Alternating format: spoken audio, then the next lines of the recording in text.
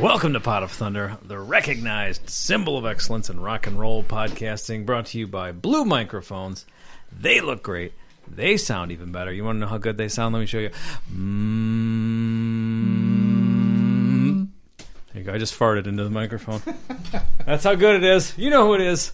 Here's my buddy Andy. That's right. It's your buddy Andy, America's little brother. As always, I'm joined by my brother in harmony over there. Bam! Bam! Gnarly Nick, the Garlic Dragon, with a double tap of Big Nick energy. Woo. Welcome to the program, Nicholas. Yowza. Mm-hmm. Right off the bat, I surprised you with that, but you rolled with it. That was good. Yeah. You're a professional. Speaking of professionals, on your way in, did you get on the ladder? Did you check the roof? Someone stole the ladder. Oh, no. Tomorrow's Halloween as of this recording, so man. Kids are pranking already. Devil's Night prank. They stole the ladder. They stole the ladder. Well, it's in the tree. Just threw the ladder in the tree. Oh, great. Well, I hope the roof's on tight. They actually used the ladder to get up into the tree, then pulled the ladder up, and then just jumped out. Yeah. That's pretty absolute crafty. Little bastards. Yeah. If we tried that, we'd be permanently injured. Some kind of bone break that never heals. Jumping out of a tree at this point. But over there, you want them. We got them. I think we need a gunslinger. Somebody tough to tame this town. I think we need a gunslinger. There'll be justice all around. We need a guy to pick off some of these branches and get that ladder down. Well, he's here. He's going to the breakout star of the podcast. I wonder what he's going to tell the branches. Put your hands together for Chris L. Who was doing all that hollering in the intro music? That was John. John. Heard that before. That was John Churchill. Okay. Yeah. Thank you, John. Has a coiled spring, letting out some angst there. Yeah, he was. So what would you tell the branches that is what's about to happen to them? It's not registering with me. What do you say? What do you... Go take a shit. That's okay, too. No, I was going to... What do you say after your song? Oh, that's right. Sorry. It's okay. Now you get the order right. Succumb to my power, my age, and my weight. There it is. That's the correct order, right? Yes. There he is. All right. We're back on track. Now we can go forward with the show. I'm kind of out of it from a couple crazy weeks of work. So that's understandable.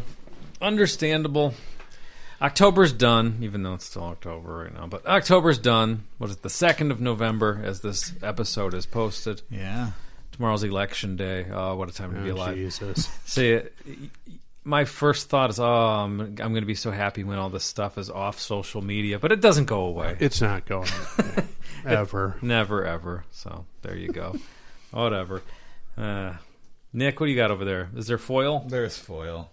So help me. Thank goodness, because we're going to need some energy to get through this episode today. Yeah. This might not be the solution to that. Uh-oh. But it's here anyway. You got a bunch of tryptophan and that stuff, or what? Well, kind of... Turkey tetrazzini under that foil. It's something that complies with the month. Okay. Which I don't know if you guys remember. It's Pumpkin Annihilation Month. Oh, it's Pumpkin Annihilation. It carries over. Okay. Oh, yeah. Pumpkin Annihilation in 3, 2, 1.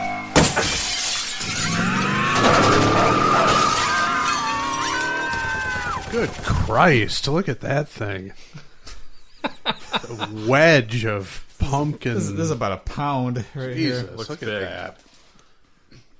What is that? Looks like one of those fucking donuts in your trunk that you put on when you got a flat tire. Jesus. This is Fuck me. This is a big old slice of pumpkin goat cheesecake. Oh Good night. And my mom had some. She said it was quite good. So Okay. I'm hoping for good things here. Well, she is definitely an arbiter of quality. So. All right. Well, that's exciting. So I'll split it in half for you guys. Well, you might have to split it into thirds. That's a half of that. I would be asleep. It's mid-episode. Yeah, that's intense. Probably wouldn't be a bad thing for the listeners, but Well, you wouldn't be the first Chris to fall asleep on Pot of Thunder. that's true. Zinger. Shots fired. No. No shots.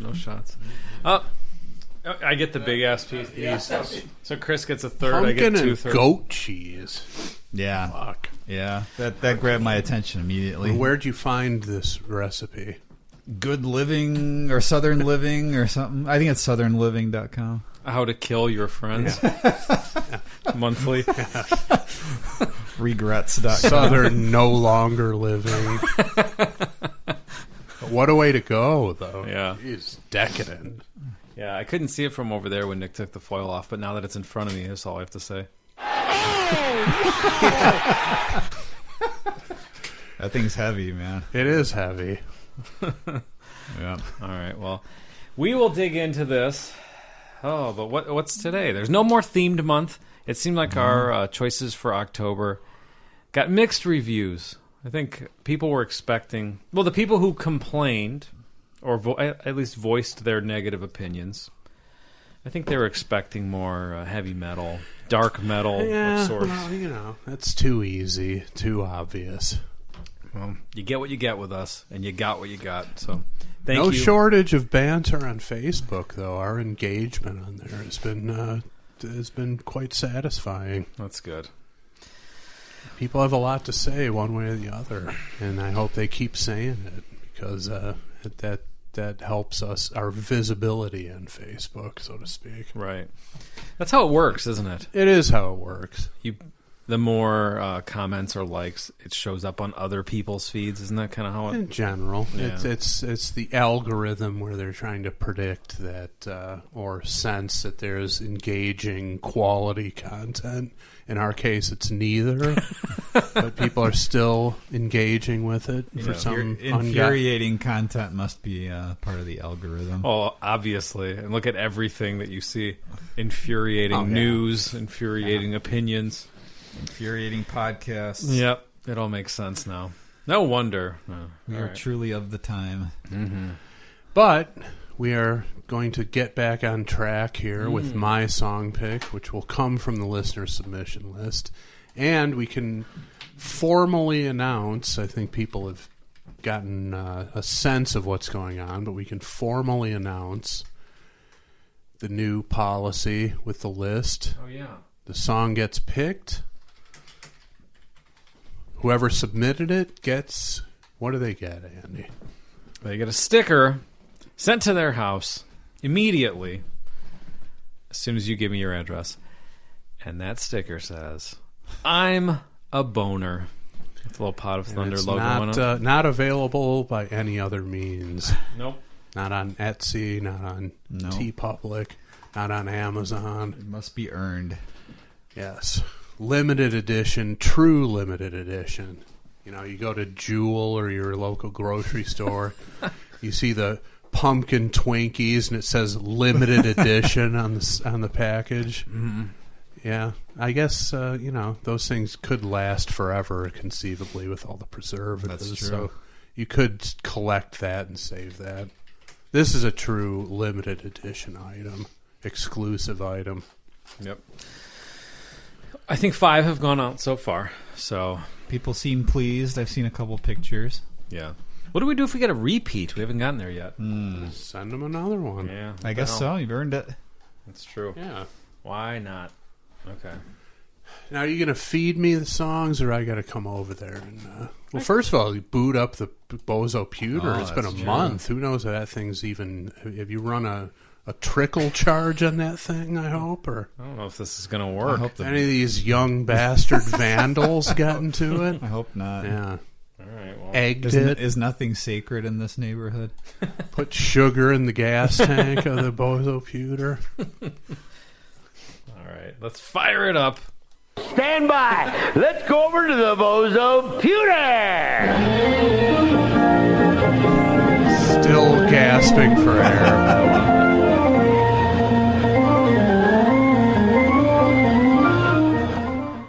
Oh, Professor Andy. Barely hanging on there on the keyboard. Doesn't know what to do. I think they're Fingers got a little rusty over the past month. Yep. All right. We had to put the keyboard player on COVID-related furlough for a month. Okay, so we've got a number.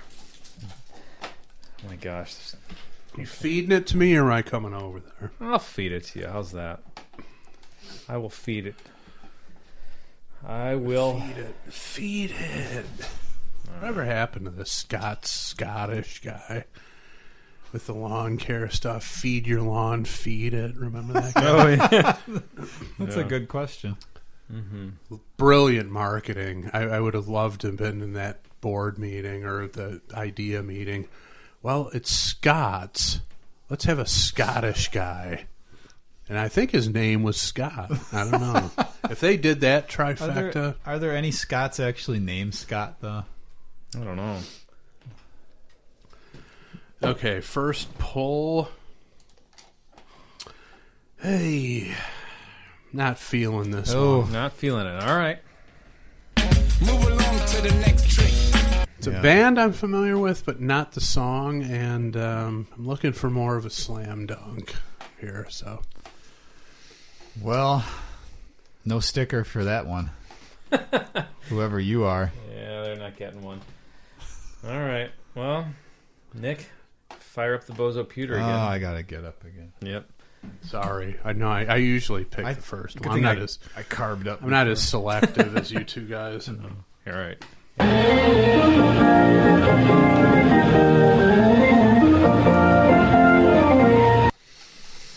All right. Number 511.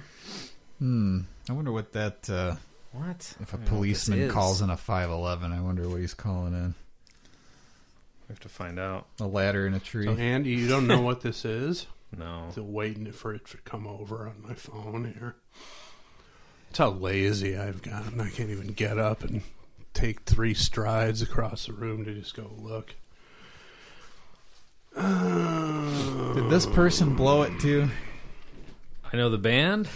I don't know the song. Maybe Chris does. I think I know this song. I think I have this album on my iPod. Interesting. But is it enough? Yeah, I don't think I want to... I don't know if I want to risk the Chris Brown rule and have to go with what's coming up third. You don't have to do it. Yeah, I like to... I don't know if I've ever pushed it this far, though. Man, it's risky. Well, now there's intrigue. An awful lot of intrigue. Shit, man. This is a tough one. Tough decision. What? It's just funny. It's like... Doesn't matter. It does matter But it because does. who knows what we're going to get with Yeah. the third pull? I know. You That's know what? That's Fuck, the I'm fun going to one. roll the dice. Oh my All goodness. right, you're gonna do it. Push it to right. push it to the limit. Move along to the next trick. That was a tough decision, though. I mean, unknown. I mean, again, know the band, not super familiar with the song. Same with the first poll. So now I'm going in completely This could be a uncharted disaster. waters. Do you boot up the pewter again, or how does that work? It's been so long. This could be an absolute Yeah, no, disaster. there's one more. We got to boot it up, and it's going to tell us what we get. So here we go.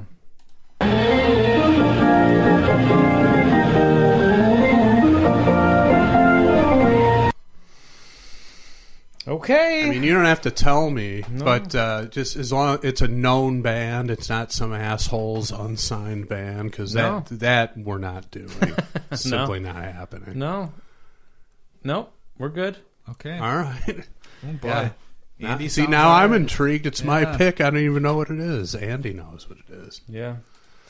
Well, I will do the thing since I'm the only one who knows what it is in the room right now. Now, before you do that, is your initial thought on the song that we're going to get back into the wheelhouse for the show with this selection? Or I don't know. That hesitation's scaring me a little bit. Well, I don't know. just as long You as do know... I know the song well. And the artist? And the artist very well. But I don't know. As long as it's just somebody fronting with the Shake Society behind them, Yeah, right. Then we'll be okay. Then I'll be all right. All right. Yeah. Well, let her rip, man. All right. All right, Hamel. This one's called I Believe in Miracles. Off of Brain Drain. by the band. The Ramones. Ow! Okay. Yeah, we've not had them yet. No, we haven't. You know what? Mm-hmm. When you said I believe in miracles, I was thinking the old like funk song. I can't think of who sings that one. That I believe in miracles. Oh. I was thinking that. Oh, So I that's started- your sexy thing. Oh, okay. Hot chocolate. I Okay, that believe. was hot chocolate. That's why I laughed, because I thought, we're doing that one. Oh, that would have been a great one. Yeah. We went to a wedding in Southwest Michigan a couple weekends ago. That one came up on shuffle on the drive. That's one of the greatest songs of all time. Kind of wish that was it, but Ramones. Is there a bad song in the Ramones catalog? I'm sure there's There are gotta ones that be. are less great. Yeah. I mean, every band's got that, but I mean, there's no really genuine crap that they put. No, out I think there. it's just lesser quality No. of the Again. couple of styles they've done. yeah. And there's some songs where, I don't know, like I remember when I first heard their cover of Needles and Pins, and I remember kind of laughing at it, just thinking like, oh, this is kind of twerpy sounding. Yeah. But then I ended up enjoying it, so Grows on you. yeah. Just that's what the Ramones do. Now, what's the deal with this album? I'm not super familiar with the Ramones discography in terms of the order of the release of the albums and which are deemed better than others. I think like they're probably similar to Kiss. Like the first handful, maybe not even 6. First 4 are probably the ones that are considered to be of the What's quote unquote classic. What year is this one? This from? is 89. 89? Yeah. Now Wow. didn't Dee Dee write this one? Probably. I'm pretty sure, and I don't even know if he was in the band at the time. Was he out already? 89? Wasn't he Dee Dee King by this point? I think he was. He may have been D.D. King. I wish we would get that. I hope we get that at Oh some my point. goodness! Nobody submitted any. I don't think. Well, it's never too late. Well, who submitted this? Oh, first that's of all? right. So that's a problem.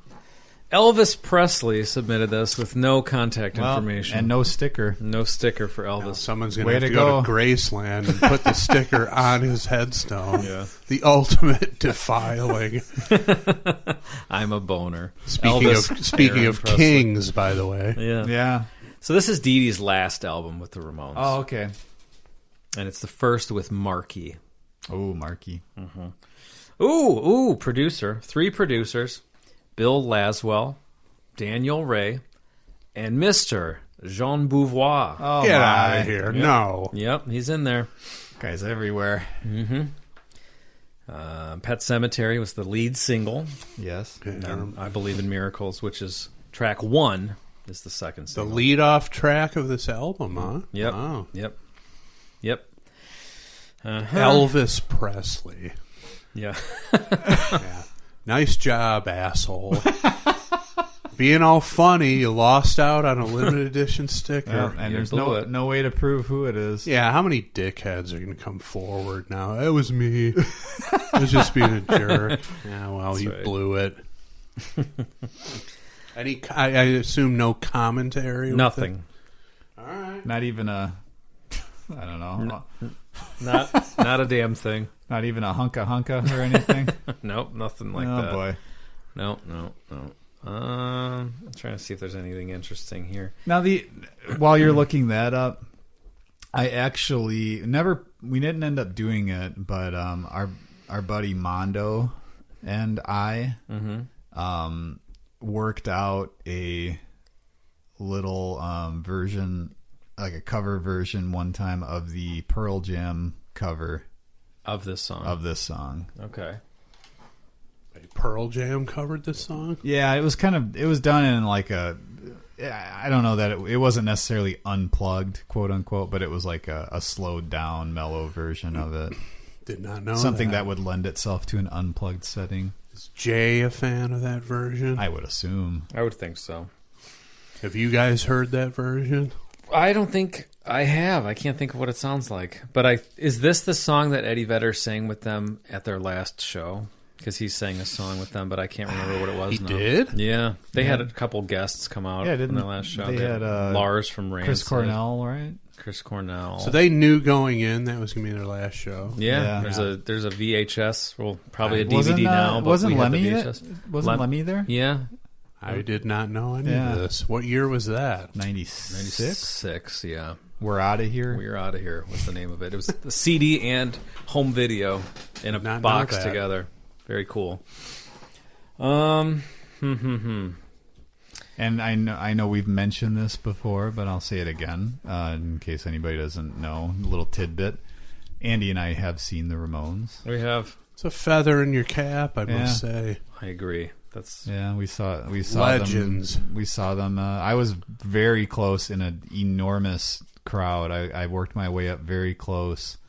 Lollapalooza '96, and Cheap Trick was either right before or right after, and I was really close for them too. And Joey came out to sing Surrender with them, part of the chorus. So some cool stuff. Just happened to see. I'm reading a little bit just about this album, just the Wikipedia entry, and it sounds like the guys in the band, this was a bad time to be a Ramone, and they don't look back. Well, they don't look back at all now, but when they were still with us, they did not look back favorably on this album. But Johnny said that there are a couple of bright spots, like Miracles, and Punishment fits the crime. So, well, if this is one of his bright spots, yeah, I cannot say I've ever heard this song. That's what I said last week, though, and as soon as it started playing, I realized I had. But be surprised if that's the case with this one. Jeez, Dee Dee wrote like almost everything on here. Yeah, Dee Dee was I think he wrote when he wasn't in the band too. He was writing songs for him. Yeah, that's right. For a guy who has a reputation of not really being all there, yeah, he sure wrote a lot of their hits. Mm-hmm. Yeah, some people are able to function that way. He's kind of, if you want to do a Kiss parallel, I guess he'd be closest to Ace, right? Just kind of a guy where you're not even sure he's paying attention at all to anything, right? And then he surprises you somehow. Yeah. When did they all die? What, early 2000s? 01, 02, 03, 04 ish. Well, except for I think Tommy just died. Was a little bit later. Yeah, like in the last. Tommy just died recently. In the last like 3 years. Oh, or something. Okay. Yeah. All right. I guess compared to the other guys, sure, they all died close together, and then he just died. Oh, okay. Oh. So, I'm ready. Yeah, I'm looking forward to this. This is cool.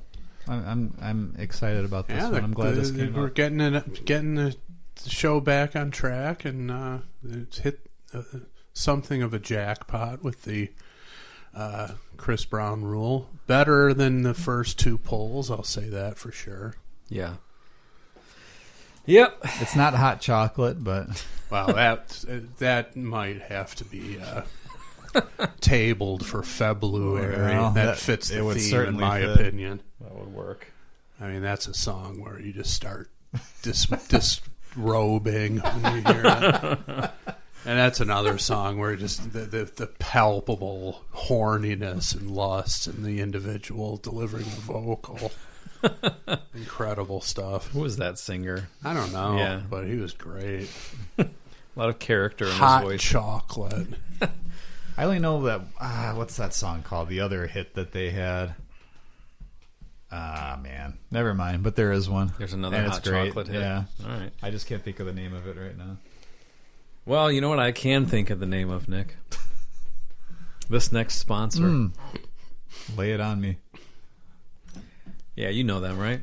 Yeah, they're actually sponsoring our next week's episode where we're going to be doing the election coverage. Oh, really? So we're asking everybody who's going to listen to avoid spoilers until next Monday. So, yeah. How's that going to go? Just don't go on social media. You'll be fine. Yeah, it's only 6 days. It'll be fine. Yeah. All right, guys. Let's get into it. 1989. Track 1, I Believe in Miracles. Here we go.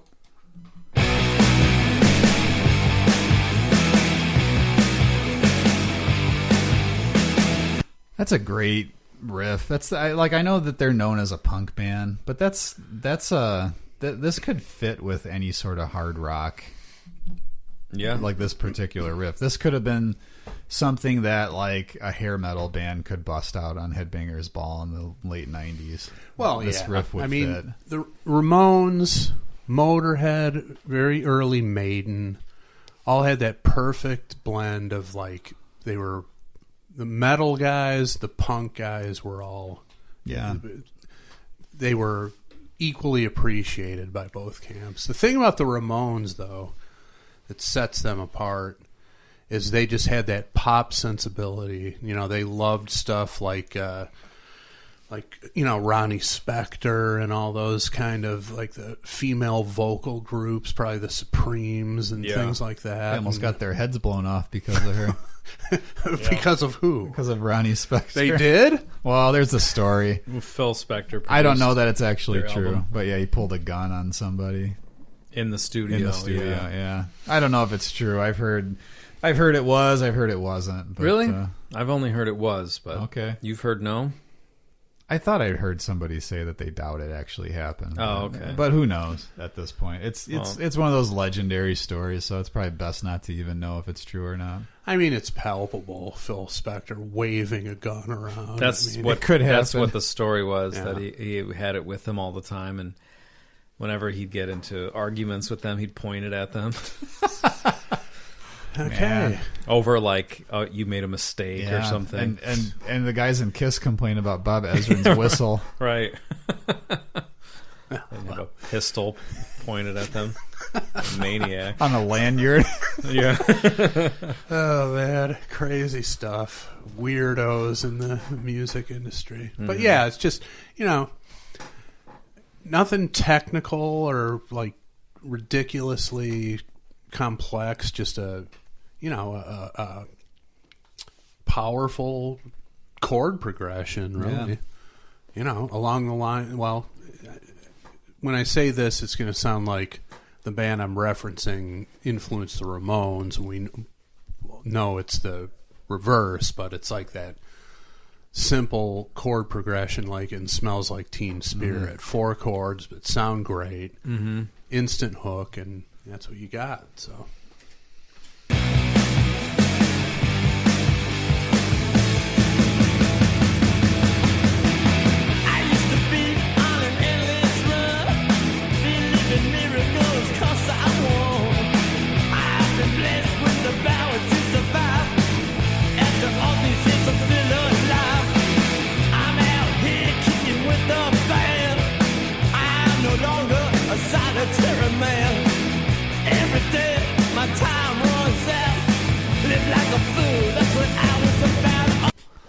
So, how do you guys feel about Joey Ramone's voice? Do you guys feel it's divisive at all? Not to me. I mean, have you heard any sort of... Well, it's unique, so I could see someone... It's unique. It's not gonna win. The judges aren't gonna spin their seats around on the voice. Well, there's a little thing. I think it was Gene Simmons. It was definitely Gene Simmons, but I can't remember what show it was on. But he was talking about, like, he named, like, 5 of the greatest rock stars of all time. He's like, none of them would win a singing competition. That's true. It's a charisma thing. Yeah. It's a unique character thing. It's not. Which It's a chemistry with the rest of the band. well, I mean, it's also an intensity thing. Yeah. I mean, you can hear that, like when he's really belting out Yeah. some of these lyrics, the cracking of the voice. Yeah. You don't hear that kind of character, and certainly in any pop singing nowadays. Yeah. I mean, in these singing competitions, it's just, I don't know. It's garbage. I mean, early on, they identified some legit stars, but lately, I can't. has there been an actual star to emerge from that show, The Voice? I don't think so. Anybody of like a Kelly Clarkson or Carrie Underwood stature? I don't think so. Yeah, I mean that I've breezed past that show a few times. Terrible. How do people watch that show? I don't know, It's man. so bad, and the fucking the heavy-handed storylines and the family members backstage getting all emotional and they get picked. It's like, get out of here with that. It's just so. And the original premise was, I'm not going to look at this guy. It's based completely on The Voice, and that's all gone out the window. Well, because no one cared. The viewers don't care. Right. They want stories. It's so stupid. And I will say that I've seen clips from the UK version where one Tom Jones is a judge. Really? Every so often they coax him into getting up on stage. Well, he must So they've got something on our version. That's for well, sure. sure, but to put him on stage with somebody like that, I mean, that's not even fair. No. Amateurs. Even at this point in his career, I mean, he can still do it. So Well, I think the term would be soaking pussies would be what Tom Jones still does. And when you're some up and coming schlub trying to make it on a show like that, Yeah. and Tom Jones steps up there, just go home. Do what Nick did. Unplug your amp. Exactly. Yeah. Roll it off the stage. Your family members are already there. Huddle up with them. Shuffle out the back door. You're finished. I mean, that's not even fair. yeah, your didn't mom's probably going to stick around, but the rest of the family will be waiting in the car for you. Yeah. I mean, first of all, I didn't even know he was a participant or a host on that show. But then for him to get up on stage, it's just... Yeah, I've seen clips where they're talking to him, and then someone gets him a mic, and the crowd starts going nuts. I mean, that's vastly different from the American version where you might have to do a vocal duel with Blake Shelton, okay? This is not even in the same galaxy. No, it's not. I mean, that's another guy. How the fuck is that guy? I don't get it at all. Zero. You don't have to finish. How it is. Yeah. Zero discernible talent or charisma, which is what did we talk about earlier? Yeah. The charisma element. yeah. Zero in that guy. And not only is he a star, but is he married to Gwen Stefani? Do they have kids together? Well, or I something? guess they just got engaged, and I'm ashamed to say I know that. Okay. But whatever. She's not what she used to be. But Plus, do you really want Gavin Rossdale's throwaway? I don't. well, but in comparison, put them side by side. They don't match. I don't get it. Gwen Stefani and Blake Shelton. It's terrible, but whatever. let's stop talking Yeah. about that. Certainly in the context of legit, innovators, legends, people who are worshipped on the other side of the pond, who basically, essentially created a genre of music. Yeah. Nick said the thing about his voice, Joey's voice.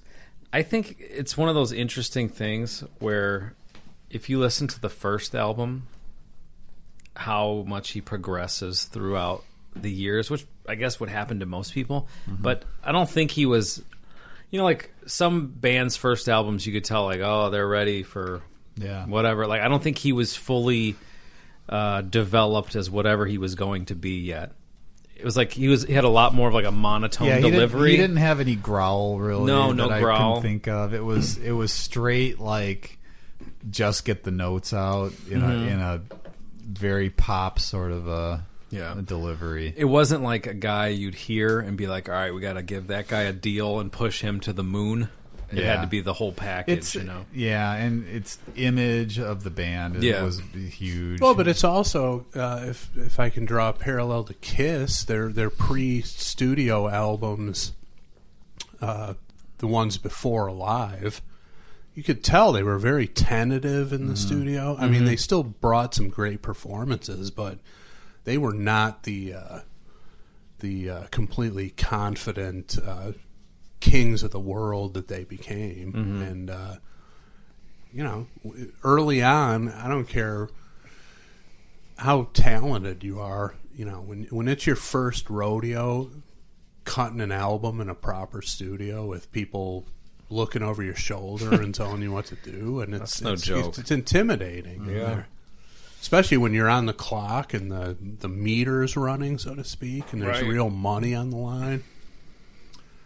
They were punk rock and probably had this who gives a shit attitude, but it's pressure in the studio. Yeah. I mean, I felt that on a low level, but again, what's always in the back of your mind is like the meter's running here. And that's what really kind of puts the pressure on you to get a good take and get all your shit together. That's why, you need to go into the studio rehearsed. You don't book studio time to work out material. Yeah, right. I mean, you can if you're on fucking U2 or a band on that level, but if you're just getting into the game, you got to have your shit together. And even if you do, like I said, it's a totally different environment than the jam room. And especially with a vocal, you're sitting in a vocal booth and everybody's looking at you. I could only imagine. That'd be the worst. It's tough. If you're just having an off day or whatever, everyone's watching you and putting their heads down. When you do a bad take and you look in there, everyone's acting like they're not listening. They're all thinking about replacing you. Let's continue. Or not, whatever. Well, you never know. We don't have to. But they do have short songs.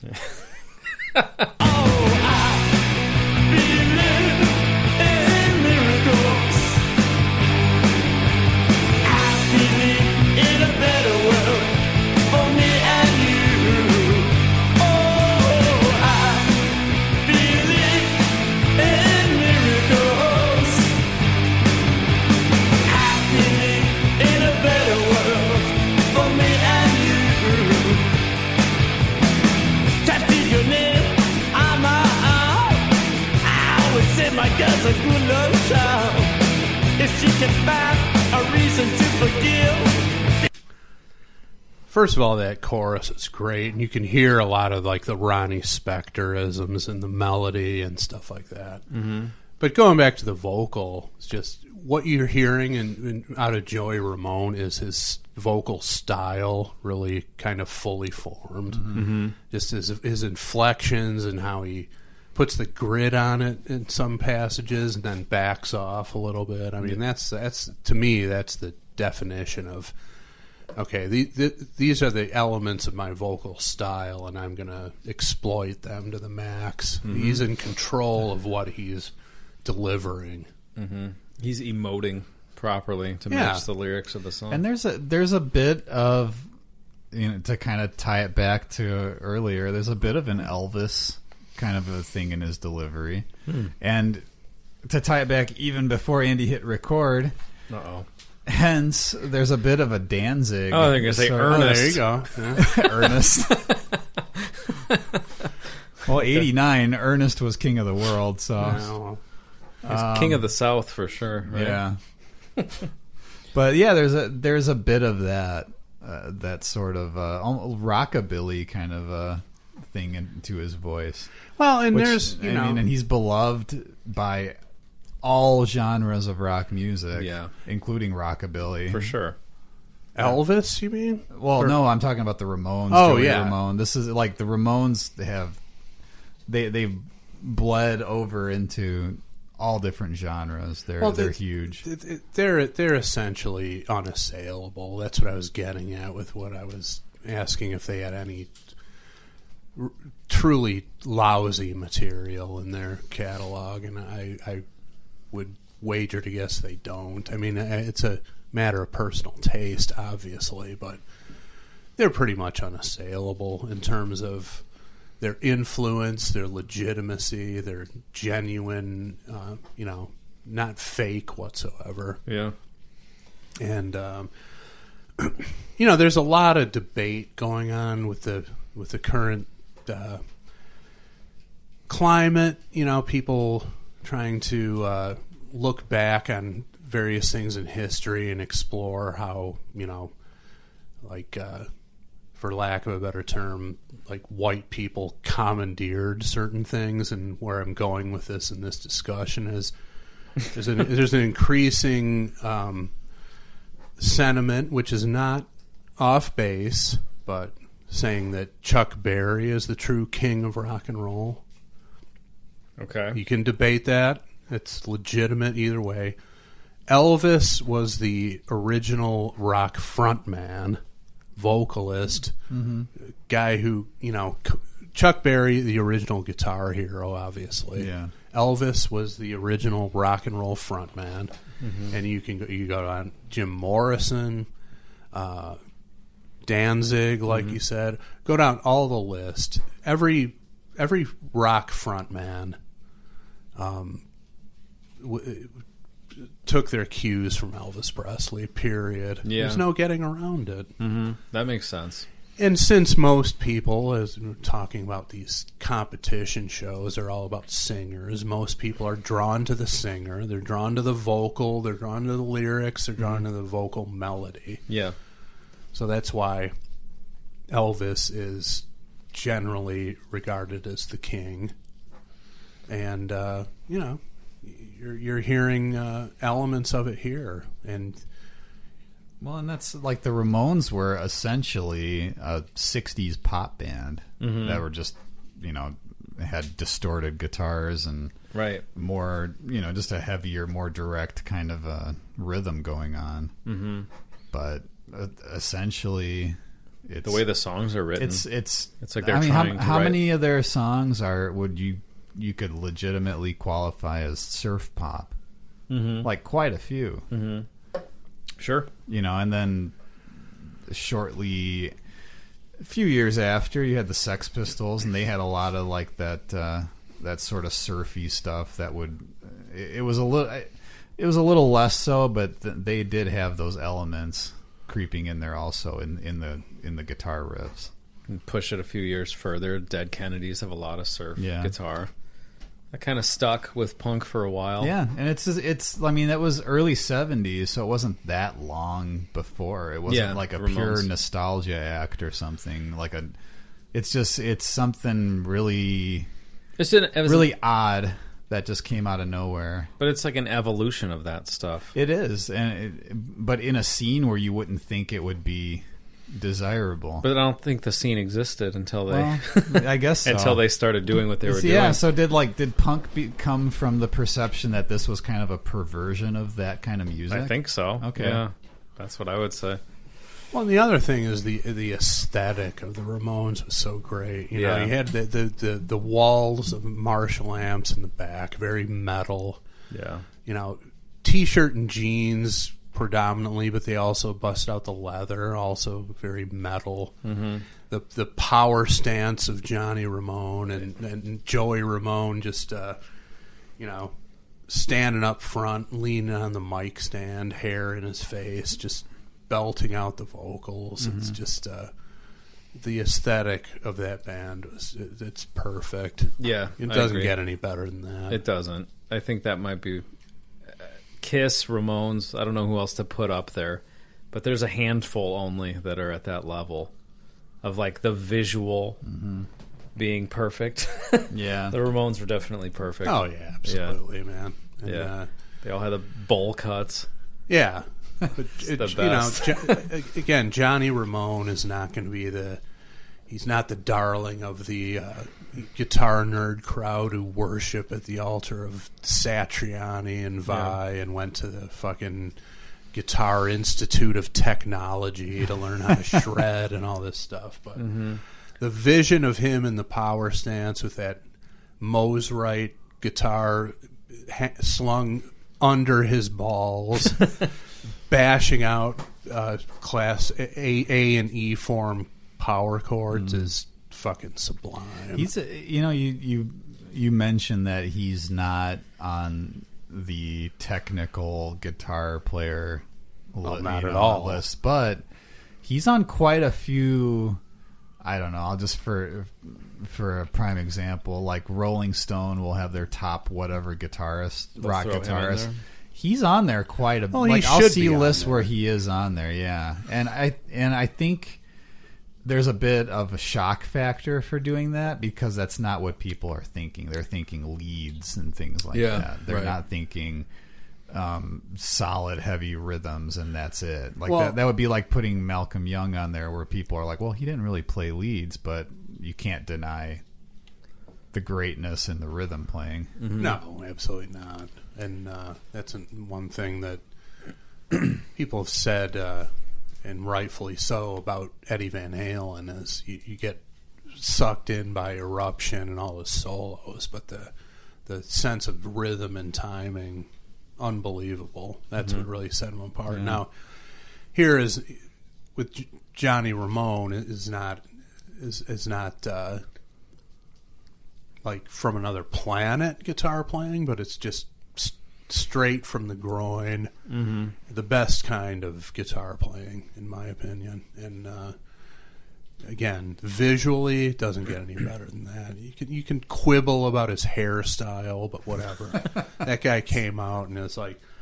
And the other thing is, these guys were masculine without being like this fucking the 5-finger death punch or Disturbed version of masculinity, which is complete horseshit.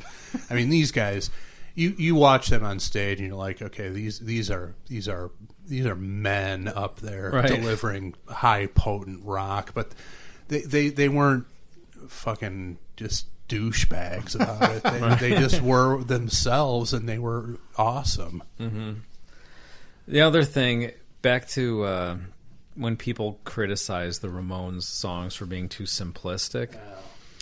Well, that's one thing. It's just dumb to say that, but you think just because you can hear it and like, okay, it's going from an A to a D to an E, like, oh, okay, I could do that. But there, like, if you watch, like, for example, the We're Outta Here video that we were talking about, I dare anyone to try to play along to that whole thing. They're like, they're prime athletes doing this. Well, and that's Marky especially. It's insane, the endurance they have. That's the thing that people don't understand. Yeah. First of all, the guitar and the bass are doing all down picking. The tempos are insane. The tempos are like 3 times the album version. And there's no space between songs for a break. Marky's doing 16th notes the whole time at that speed. Marky Ramone's an absolute beast on the drums. Yeah. He is. I have a slight regret. There was a tour that I did not see a few years back.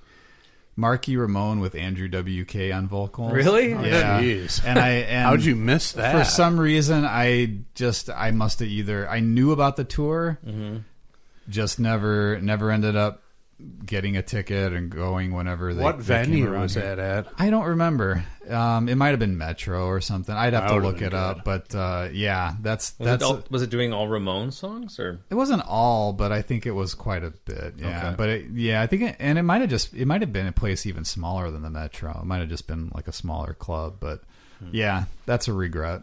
Yeah, that would have been cool.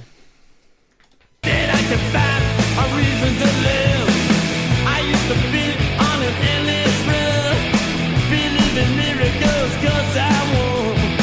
I've been blessed with the power to survive. Chris, what do you think of that drum tone for 89? I like it. Me too. It's oddly distant, yet also forward, if that makes any sense, which I don't think it does, having just said it, but it's present, but it's still, there's some atmosphere to it. Yeah.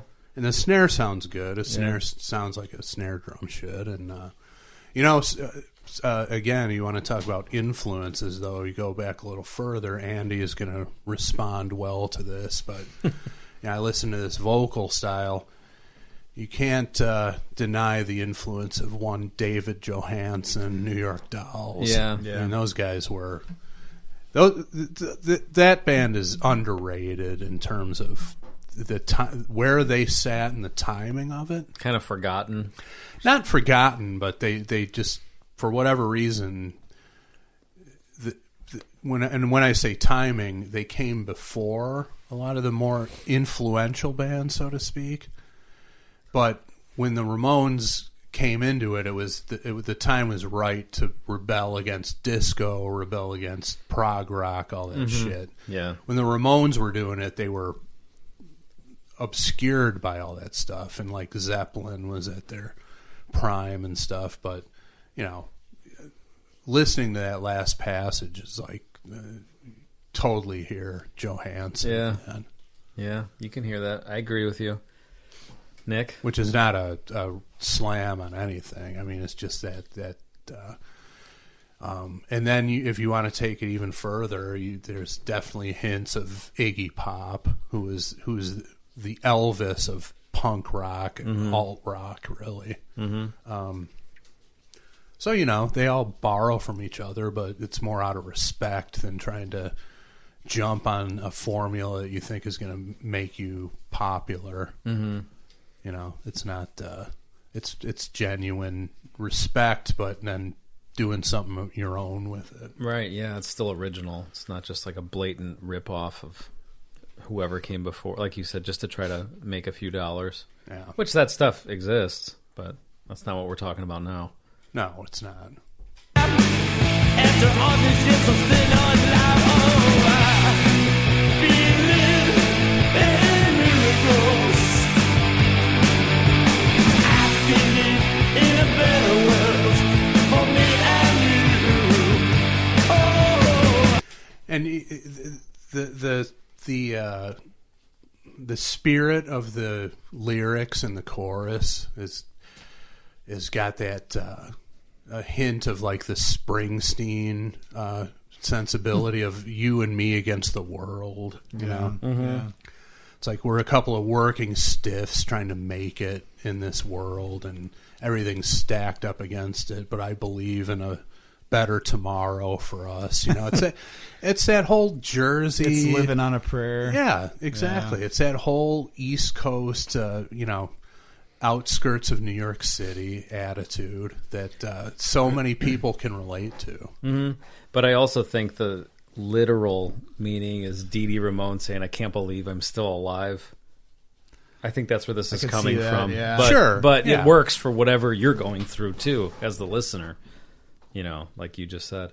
But I think that's what Dee Dee, with some of these lyrics, like, I've been blessed with the power to survive. After all these years, I'm still alive. Yeah. Every day my time runs out. Lived like a fool. That's what I was about.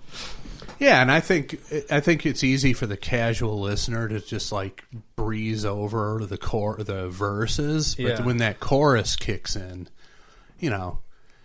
you can see how someone who might be a Springsteen fan or a Mellencamp fan or a Seeger fan could latch onto a chorus like this. Yeah, why not? It's got that same,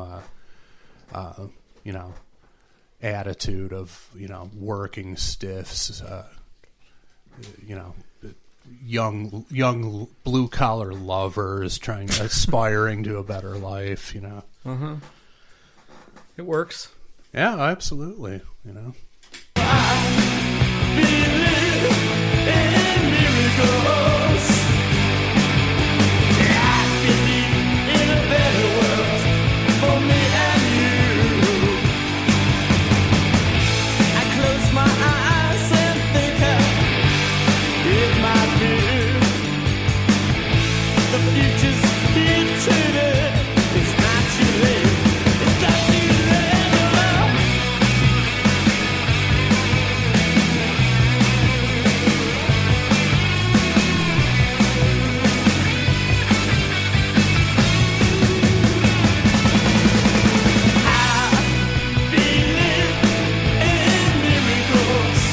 Nice lead. Yeah. Yeah, great lead. Ace Frehley-esque. No like blazing passages there, but you don't need it. It would be weird if it was in there. Yeah. It was nice to have a solo there because the way they built it up, you're like, okay, I'm ready for a solo right now. They went, and then you get it, and it's great. You know, it doesn't have the the blistering lead runs and fast passages, but again, you don't need it. Very Fogerty-esque kind of a Solo? guitar lead. Yeah. I think so. Yeah.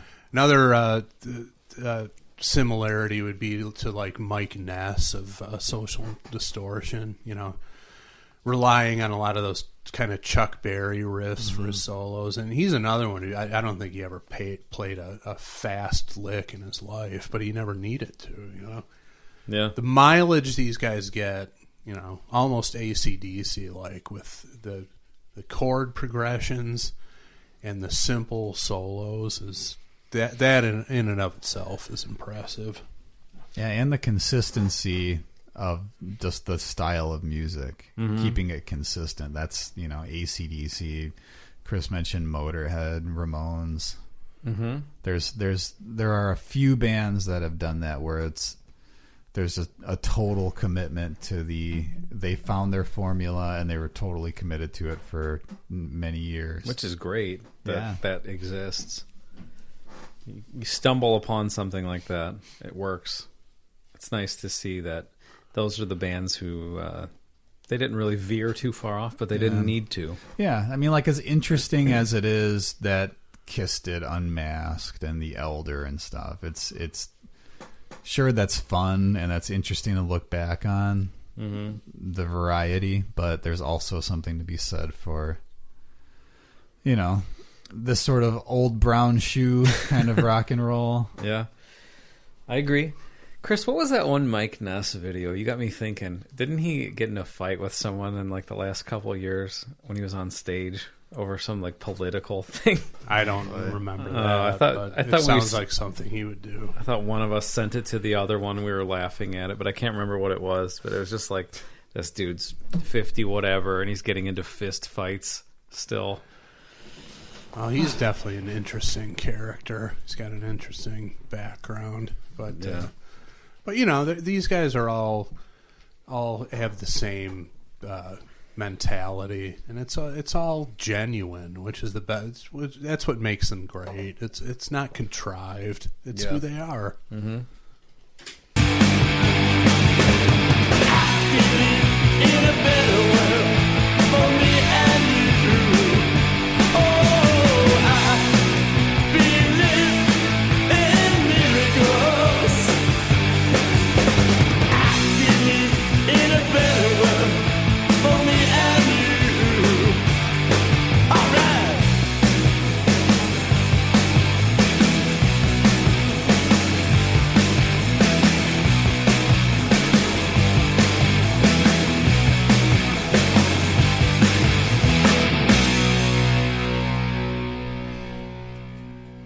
There it is. Yeah. No nonsense, short songs, getting out of there. What was the time on that one? That was 3:19. Yeah. Once it's no longer a 2, that's a long one. For Ramones. true. Yeah. In fact, even if a 2 is a long It's one. that solo. Here's a Here's a fun game. Let's see this. So it was 3:19. Let's see. Is it on this album? That was like think it's on this that one. that was like their version of the amazing solo in the Aerosmith song. Just kept going on forever. This is their version of that. I was gonna see if I could find the "We're Out of Here" live version and tell you how long and how much faster just, it is. Yeah, we're not gonna play it, but just to tell you the track length. Maybe just play the beginning just so we can hear what you were talking about. All right. Jeez, there's a lot of songs. Yeah, that's what I was saying. There's 32 songs. They burn through them. Where the heck is it? That might have There been it is. Eddie It's number Vedder on 6. that one. I don't know for sure, but I can hear his style blending in with that one. There you go. So you get it. yeah. So yeah, that's 2:41, but who knows? There's probably 30 seconds at the end of it. Because if they had a guest on stage to get them off and all that. True. Yeah, or else they did maybe a breakdown where they just have drums and bass and they engage the audience in something. Yeah. But there you have it. You know, we just barely missed the Rammstein section of the list if we're going in alphabetical order with Ramones. I'm looking at it right now. Just looking at the titles of their songs. I don't know any other songs other than Du Hast. It's a preposterous musical group. It is. They are absolutely preposterous. Yeah, I don't get it. I mean, I've seen like a couple there, like on used to be Palladia, but it's MTV Live, like the Download Fest where they play a couple sets and like several of the band members are on treadmills. It's just like I don't get it, man. Right. I don't get the appeal of it. I'm not, I guess I'm. And it'll surprise people to hear this. I'm just not that angry. Yeah. I don't get it. Yeah. Weren't they in the midst of doing a stadium tour? And then I think COVID. Or did it happen? Was it pre-COVID or post? Because I remember they were playing at Soldier Field. I'm like, how was Rammstein playing at Soldier Field? And I looked at their tour dates. It was like all football stadiums in the United States. No idea. So somehow they're on the level of the Rolling Stones, and we had no idea. There you have it. With songs like Pussy and Semen, they're on the level of the Rolling makes Stones. sense. That part That's kind of the makes same. sense. That might be the formula right there. America was kind of my jam for a little while. I forgot about that one. Yeah, I'll give them that. That one had me for a little while. I saw them once. It's pretty wild. Where'd you see him? Riot Fest? No, I saw them at Allstate in like maybe 01 or 02. Were they headlining? No, I'm trying to remember which show it was. I think it was with Slipknot and I don't know. Jay, my brother, mine and Nick's brother Jay, had an extra ticket to this show. It was Slipknot, System of a Down, Rammstein. There's a couple others in there too, but Rammstein's ridiculous. Just fire everywhere, dildos everywhere, squirting on the keyboard. And player. this is coming from a Guar fan who can't tolerate Rammstein. No, I actually enjoyed it thoroughly. I just don't really get the music. But the visual, I mean, it's just so over the top. It's ridiculous. You got to respect that to some extent. I don't know. It's not my bag. There's simulated sodomy happening on the stage between members of the band. Which actually, I think we did that in our band. Yeah, I was going to say. That's not that. Actually, a simulated sodomy with the pavement at that one alley show you guys did where we were bantering about earlier. That was. I don't care what anybody says. That's the Flying Errands did the most risky show, dangerous that location any band has ever done. In just the middle of a rundown area in Chicago, in a neighborhood outside, in a parking lot, a parking lot, behaving like morons. Well, we live to tell about it. But now it's time to vote: Sweet Surrender or Kick in the Crotch. Chris, you chose this from the list, so a big Sweet Surrender for me. It's Sweet Surrender. Hell yes. I'm ashamed to say that I don't recall hearing that before tonight, but it's got all the elements of what made the Ramones great, and it's several years into their career where they're fully formed in a more polished band, which I always appreciate. I mean, I like the raw, hungrier version of bands, but I also like to hear them when they're confident and really delivering in the studio and everything's sounding good, and that's what we have here. So major sweetness for me. Nick? Sweet Surrender for me also. It's Sweet Surrender. Hell yes. So this is a song I knew going into it. It was never one that I remember favoring. Like they had a lot of songs that I remember going to before I would go to this one, but this one's still great. Mm-hmm. I looked it up. I was curious about some of their 80s output. Mm-hmm. So this is 89, and I was thinking it was going to come after this album, but I was looking up Animal Boy because it's 85 or 86, and the title track of that one I think is a highlight of their 80s. Mm-hmm. I think the title track Animal Boy is one of the great ones. Is that with Richie? That album? I think that's a Richie. That might Ramone be a album. Richie. Let's see. And it's with electronic drums, which is kind of weird. Yeah, it is Richie. Richie's an animal. He's still kicking the around. British Ramone, right? Yeah. So I don't know. I just wanted to see how close in proximity this was to that. But this was a great recording, and despite and maybe even slightly because of the fact that there were imperfections in it, and people talk about that a lot, the quote-unquote human element. There are parts where the vocals are not, timing-wise, they're not cut and, scrubbed just to the perfect point. There's there's a little bit of inaccuracy in the timing, but that's adds to the whole character of the band. Mm-hmm. Absolutely, that's part of their charm, I would say.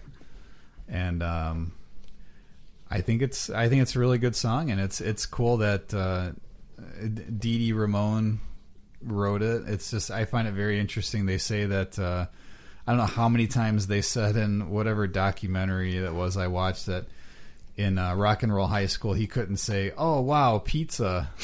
They did about 500 takes, and he couldn't say that. He blew it every time. Yet he's writing songs. He's writing really good songs, like a lot of them. So it's a very interesting character. Unfortunate character, because what the song is about. Probably 15 years later or so, ended up doing him in. Yeah, living like a fool, as they say. Mm-hmm. But yeah. Cool song. I'm glad it came up. So I'll pass it over to you. Do you think him not doing that line is for real, or do you think he's like messing with everyone? It probably is for real. He was probably distracted or something. Who knows? Okay. Yeah. I always thought that Dee Dee Ramone reminded me of the guy who played drums in the band with me and Nick. This guy Greg. They were very similar.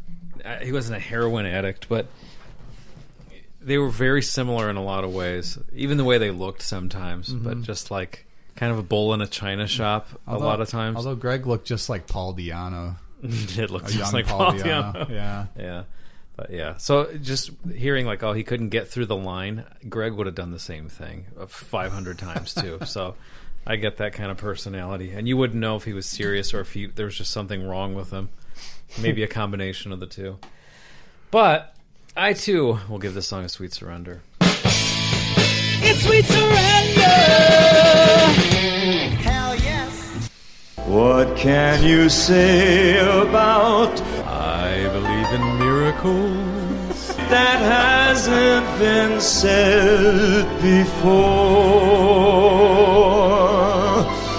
It's November. Let's dust that clip off. It's a Hall of Fame episode now. Why not? I actually do have some things to say, but I'm with Nick. This is one of the songs that's great, but some of the other, like if you listen to Ramones Mania, the double disc greatest hits, I don't know where I would rank this song on that, but it's still great. That's how many great songs they had. I don't think it would be top 10 out of like the 40 that are on there, but still great. So there you go, guys. 3 sweet surrenders. You know what time it is. All right, Hammond, I got a question for you.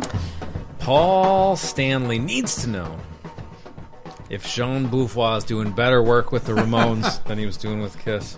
He's interesting. Looking over the fence to see what's happening over there. Well, and to tie that back around, Kiss has only done 2 tribute albums for other artists, or a song, for 2 tribute albums, one being a Ramones tribute. Yep. The other being Paul McCartney. Yep. And unless there's another one I'm forgetting, but those are the two. No, that's it. And we did episodes about both of those. Yeah.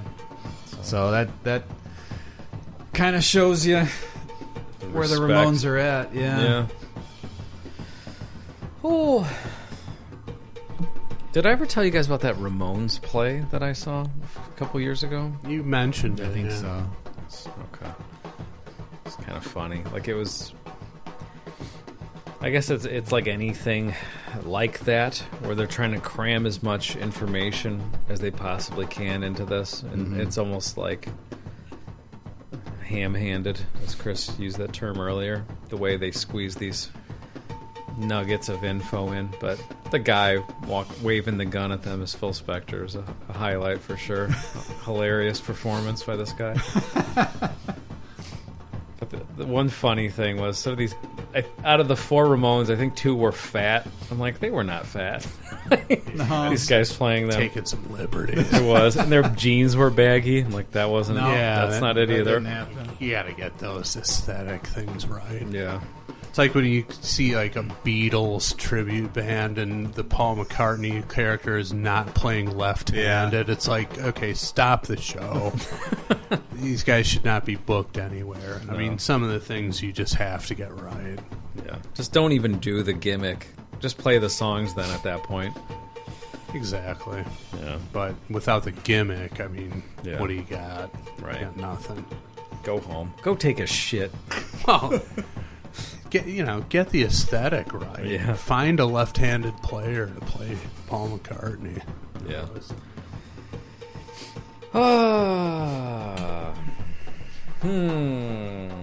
Are we voting? Are we voting? My vote's Your vote's in. Nick? Yeah, mine's in. Yours is in? What's the order?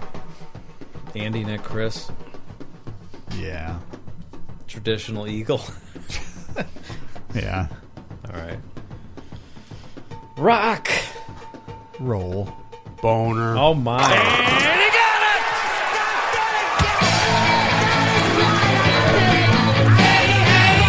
It's a rockin' bone, Are you kidding me? Who do you think you are?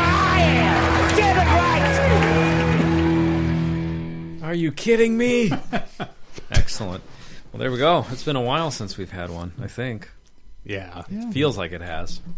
That was a great song, though, man. Yeah. And I get, that their thing is the playing fast, and when you're playing your, in live set, especially if you know it's your last live gig, there's gonna be all that adrenaline, and your tempos are gonna be way up. Give me the slowed down, groovier version of it any day. Yeah. I thought it was great. The vocal was outstanding. The transition into the chorus, outstanding. The chorus itself, outstanding. The solo, all great. And this particular era, like, Chris was talking about earlier, your first couple albums of some of these bands, things were really, I guess, plotting would be the word, where there's not the same energy that you find on subsequent albums and live albums also. Yeah. This, I mean, they were 15 years into their career, and there's plenty of energy. It's not as fast as that live version or anything like that, but still able. It wasn't plotting. There was a lot of energy, even though it was slowed down from the live version. Yeah. I think we've talked about this at some point, but there's a live album by the Ramones from, I want to say it's 78. It's called It's Alive, 77, 78. And that one's more close to album speeds. I mean, it obviously doesn't have this song, but for the stuff that it covers, it's close to album speeds. But there's a bit more like power to it. It's not slow, but like for some of the songs when they're so fast, they lose something. Yeah, I agree. Well, melody in particular. Yeah. There's no way Joey could keep up. Yeah. I mean, you listen to that last live set. Some songs are unrecognizable. They're so fast. Yeah. But that's not, like Chris said, like last gig, adrenaline. I think that's just what they were doing at that point. because Yeah. in the 90s they With were just them, going definitely. fast live. Because there's a couple live things they put out around then. And they're all lightning fast tempos on everything. Which I feel like if you picked and choose, you'd be like, oh, this song works better fast. This song, let's keep it closer to album speed. But they're burning through everything there. Yeah. So they did what they did. But I don't know. One more thing about the Ramones, I was thinking, like, whenever I think of them, I think about how miserable they must have been. Because as great as they were, like, Joey and Johnny hated each other for almost the whole time they were in the band, to the point where Johnny's wife was Joey's either serious girlfriend or fiance, and then Johnny, I don't want to say stole her, but she left Joey for Johnny, and then they had to be in a van together, and constantly. They were famously at odds politically. Right, yeah. Both very into politics and on polar opposite sides. I did not know any of this. So those two guys basically despised each other, but they're stuck together constantly on the road. And I think for a lot of those years, like I said, Ramones, they were like a van band for a lot of that. So, Sure, yeah. So that had to be, they're not the Eagles in separate buses or whatever. Separate No, Eagles. definitely not. They're all shacking up together and hating each other. So it's just like a weird thing to think about that, for 22 and a half hours a day they hate each other, but then they'd get on stage and kick ass for a show, and then that's the same dynamic that was going on in Van Halen. Eddie Van Halen and Roth, they hated each other. Yeah, that's true. I mean, I think there's more hatred coming from Eddie towards Dave than the other way around, but it still, I think it contributed to the potency of the music in both instances. It's not the ideal situation, but I guess before we temporarily close the Ramones book, the one I think that we haven't mentioned, possibly my favorite Ramone, just wanted to throw it out there, CJ Ramone. Okay, really? Big fan. One of your favorites? Yeah, he's great. Okay, I didn't realize that. Yeah, and when he took lead vocals on their stuff, like on the Crusher. The Crusher, or like on Acid Eaters album where they did all the 60s songs. His songs are the standout ones on that album. So just figured, since he was the only Ramone that we did not mention, I wanted to put him out there. You're right. He's great. Yeah. And he was... I want to say the solo the solo song of his that I'm very familiar with is Three Angels. Very cool song. Oh, okay, from one of his solo albums? Yeah. Okay. Yeah, he's got some good solo stuff. I haven't dove into it as far as I'd like, but maybe this will remind me and give me a reason to. Well, there you go. If you disagree with us, we're sorry. That's just the fucking way it is. Deal with it. I think that's what was said a lot on those Ramones bus rides and van rides. Yeah.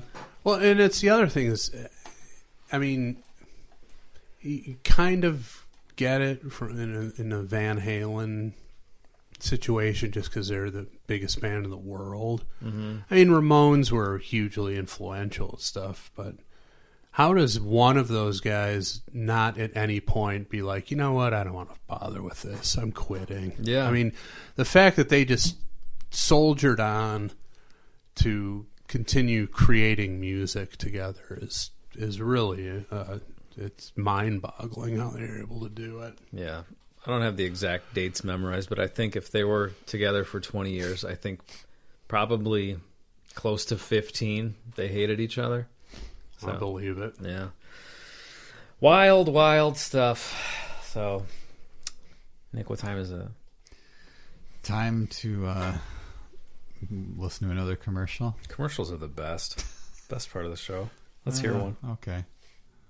You like that one? Yeah, I guess. I don't know. I've heard it too many times. Getting a little sick of it.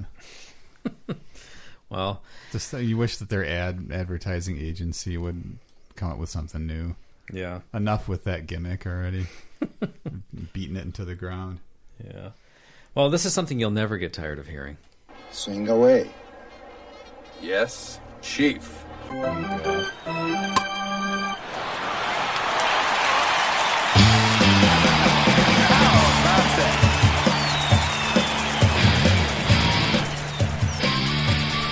Here comes a Yardo questions.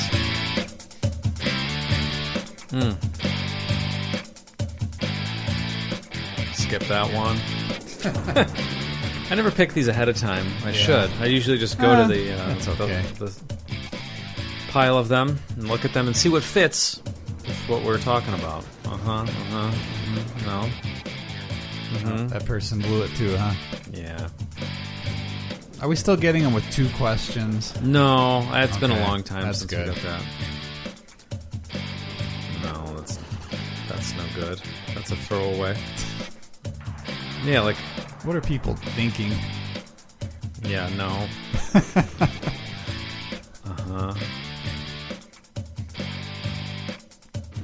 All right, here we go. This is good. Okay. This Yardo questions comes to us from David Brown. Hello, David. How you doing, David? Our buddy David Browntown. Downtown David Brown. That's right. Here we go. He says, greetings, salutations, and kind words to the most entertaining rock and roll podcast out there. Let us rock. Question 1. Who's your favorite rhythm section of all time? Ooh, boy. And while you guys think, you know what? I think because we didn't get the name of who submitted the song this week, I think David Brown, if he wants, he can be the boner this week. I'm good with that. I like that. This won't be permanent going forward, but this week... Elvis's loss is David's gain. Yeah, that's right. Hit me up, David. Actually, I'll probably hit you up before this airs.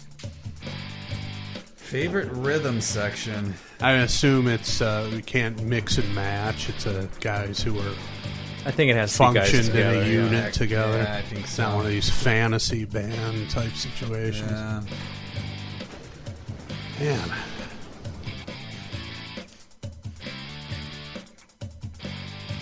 Man. That's a tough one because Chris was talking about how Eddie Van Halen was kind of underrated for his rhythm playing, and I mean it's someone that I tend to go to quite a bit when these questions come up at the end of the program. I almost want to say the original Blizzard of Oz. Ooh. That was a rhythm Daisley section. and Kerslake. Yeah, and Randy Rhoads with the sort of Van Halen-esque rhythm, and then would take his moments to throw in a little lead. Yeah, and it almost is part of the rhythm. And he would mix things up quite a bit. It's sort of Van Halen-esque. He would mix it up where he wouldn't play the same. He wouldn't just play the rhythm as recorded on the album. He would throw in things that kind of were leads but still fit with the rhythm. I think I said that already, but them, and I was gonna say CCR, quite the rhythm section. So those are. Listen to No Bone Movies off a Tribute. That's the original Blizzard of Oz. Nothing against Rudy Sarzo and Tommy Aldrich being there. Oh, so on Tribute, it's not all No, Rudy and Tommy? Goodbye to Romance and No Bone Movies are the original guys. Okay, I didn't know that. And No Bone Movies is spectacular. The whole album is, of course, but...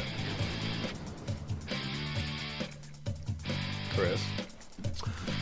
I think what's jumping to mind is Alan Woody and Matt Abst of Government Mule. Woody was with Warren Haynes and the Allman Brothers Band, and I refer to him as the John Bonham of bass, just a monster bass player, and so he's kind of the key for me in that, and he passed away rather early after they put out 3 studio albums. And the band has really never been they've been good, but haven't been the same since. And So I remember that when that first album came out, it was just so raw and throwback to like the like Free and bands like that. It was really cool to hear in the mid '90s. So that's the one that's jumping to mind immediately. Okay. Question 2. What is one musician that you can say has had a direct and obvious influence on your playing style as a musician?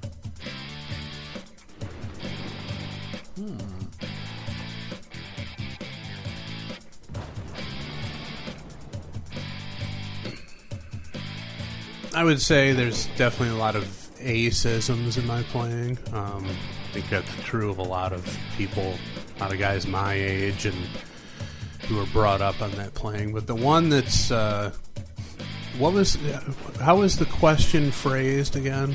Repeat it, please.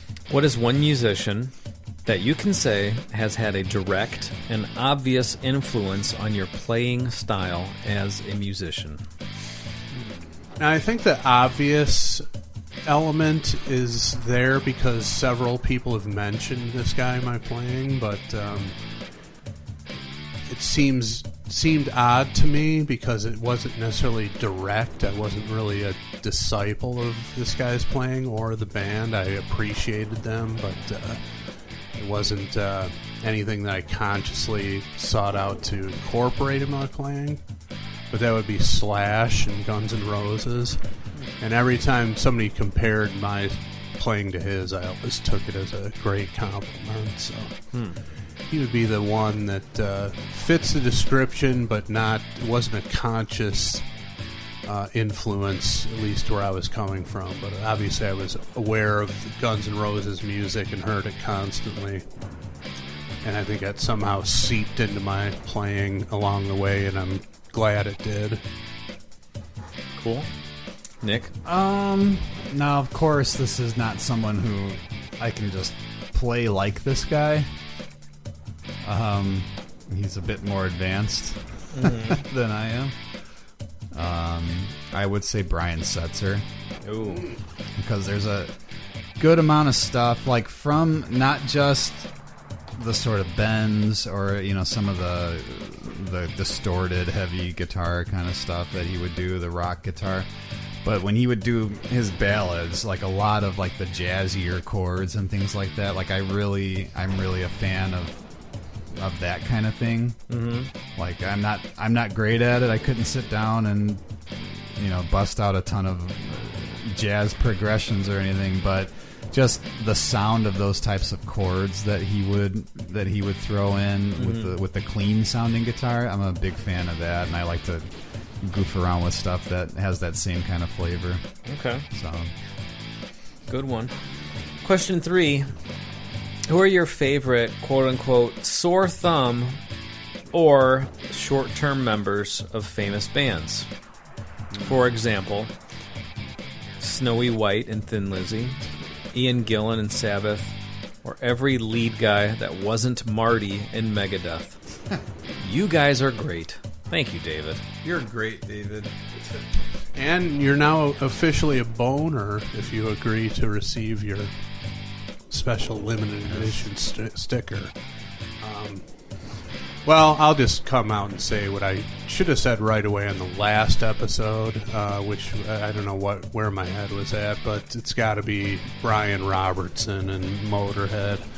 Now, we all know the shit he pulled in the live set, you know, refusing to play Ace of Spades, wearing ballerina shoes and shorts and headband on stage. Yeah, I don't know what the hell he was I don't know much about him, but I remember being kind of shocked. Like, this guy came from Thin Lizzy, like a tough pub band, and he wanted to wear ballerina stuff. Yeah, I don't know what I never understood that. I don't know what was going on with him mentally, but the album they put out together there's some great shit on there.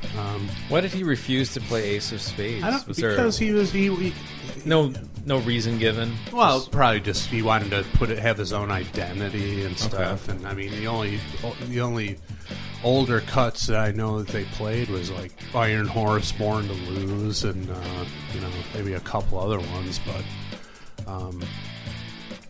I mean, just weird headspace he was in. But the Another Perfect Day album has got some great stuff on it. In fact, that wedding we were at in Michigan that I referred to. Mm-hmm.